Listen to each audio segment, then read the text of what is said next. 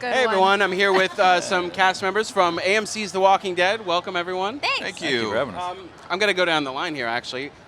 Normally I would say try to get a scoop on who survives going into season 7. Are you guys safe? But I know you're kind of tight-lipped about that. Unless any of you want to go off script off the right now. No, we would disappoint so many people if we said that. I had to try. I had to say What if something. we've kept this secret this long, and then right now, right right here, at the for 11th whatever hour. reason, this is the moment we decided to just spill the beans? I don't think so, man.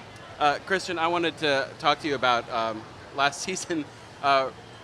You kind of think if you're in a somewhat stable relationship in the zombie-apocalypse, which is very rare to come by, that you're kind of safe and that someone's not going to leave you for someone else in those types of situations.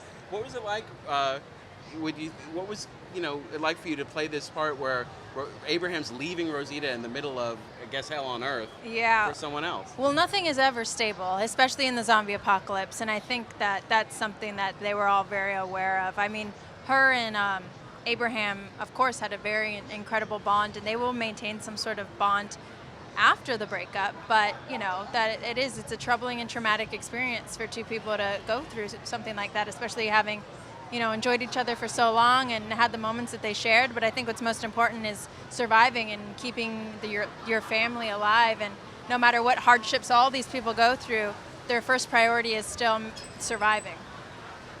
And Josh, does it sort of feel like Eugene's caught in the middle of this a little bit? Like mom and dad are splitting up? Yeah, look, Eugene and Abraham are two of the people in the group that he's most close to. I would also say Tara. I would put Tara in the group. But, he's been with Rosita and Abraham the longest. And, I don't think he likes that. He's very much an independent man for himself and doesn't need their protection anymore. But I still think he values the friendship and doesn't want to see mom and dad fighting. Yeah. Aww, pobrecito. Unless it's behind a bookshelf. Unless it's behind a bookshelf and there's Yeah, just a then lot it's of okay. Then it's sweaty, angry words.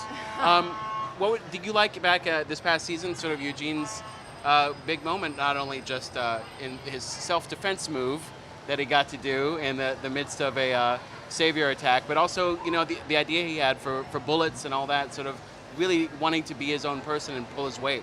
Yeah, Eugene was really coming into his own in the back half of season 6, and that's exciting because I think for the longest time, and still in a lot of ways, he represents what most people would be if the zombie apocalypse were real. Someone who basically has no survival skills, hoping someone would protect him, and in order to survive, you have to continue to change and adapt and become that survivor, which he was doing, and that's an exciting journey to take with that character. His intelligence has always been his greatest asset.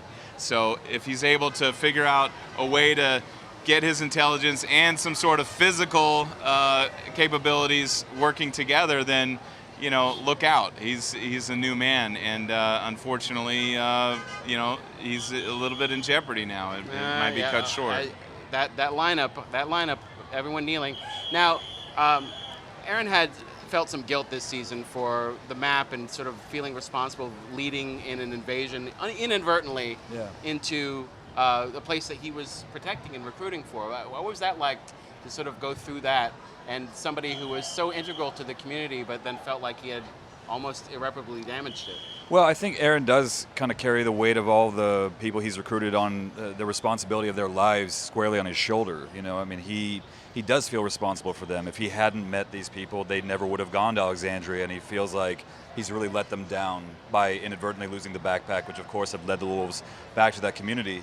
But I think that it's a short-lived guilt because, he realizes he has to move on. He has to, really protect these people by fighting for them and being proactive.